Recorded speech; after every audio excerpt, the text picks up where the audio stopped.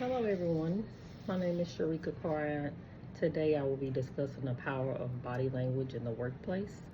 For this solo podcast, I'll be using the 3-2-1 concept. I will explain the three concepts I understand, two new ideas that can be applied to this course, and one concept that still feels a little unclear to me. Body language is a part of nonverbal communication. It includes things like eye contact, facial expressions, posture, gestures, and personal space. In the workplace, body language can say a lot before a person even speaks. It can show confidence, respect, interest, nervousness, or even frustration. This is why it's important for employees, supervisors, and leaders to be aware of the messages they send through their body language. The first concept I understand is eye contact. Eye contact is important in business communication because it can show confidence, honesty, and respect. When someone is speaking to me, making eye contact, showing that I am listening and paying attention, it can also make the other person feel like their message matters. For example, in a meeting, if a supervisor looks at an employee while they are speaking, it can make employees feel heard and respected. On the other hand, if someone keeps looking away or looking down at their phone, it may seem like they are not interested, or even if they are listening. The second concept I understand is posture and gestures. The way a person sits, stands, or moves can affect how others view them. Good posture can make a person seem confident, personal, and prepared. For example, sitting up straight during a meeting or standing tall during a presentation can show that a person is engaged. Hand gestures can also support a message when they are natural and not distracting. However, crossed arms, slouching, and nervousness movements can sometimes make a person seem closed off, unsure, or uncomfortable. This shows how body language can affect first impressions in the workplace.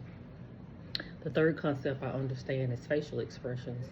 Facial expressions help people understand emotions. A smile can make someone seem friendly and approachable, while a serious face can show focus or concern. However, facial expressions can cause misunderstandings. For example, if a person looks annoyed during a conversation, the other person may think they did something wrong, even if it's not their intention. In a business, it is important to be aware of facial expressions because they can change how a message is received. Now, I will discuss two new ideas that can be applied to this course. The first new idea is body language and leadership. Leaders are supervisors use body language every day, even when they are not thinking about it. Employees often pay attention to how a leader reacts during conversations, meetings, or stressful situations. A supervisor who listens, nods, and makes eye contact and uses open body language can help employees feel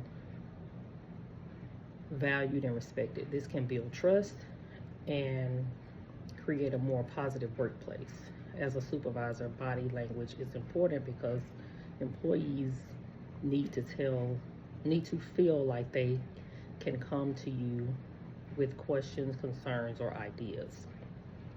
The second new idea is body language in a virtual meeting.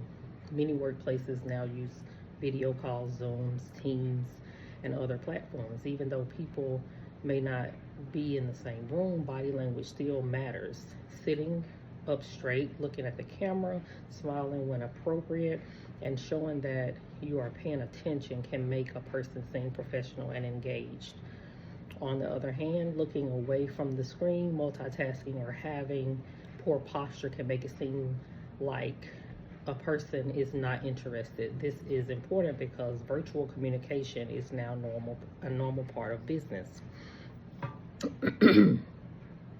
One concept that still feels a little unclear to me is using body language to detect deception.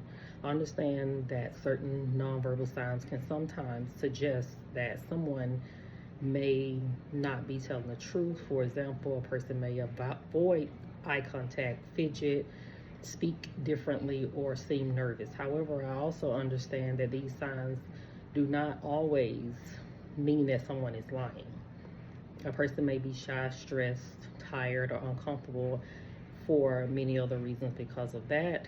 I think that it's important to judge someone based on their nonverbal action. It's not important to judge a person on their nonverbal action. It is better to look at the whole situation and listen carefully before making assumptions. In conclusion, the body language is powerful in the workplace because it affects how people communicate and how they are perceived. Eye contact, posture, gestures, and facial expressions can all send messages without words. Positive body language can help build trust, show respect, and improve teamwork. Negative body language can create misunderstandings and make others feel ignored or disrespected. This topic is important because everyone who uses body language every day, whether they realize it or not. By becoming more aware of body language, we can become better communicators and better co-workers and better leaders. Thank you for listening to my podcast on the power of body language in the workplace.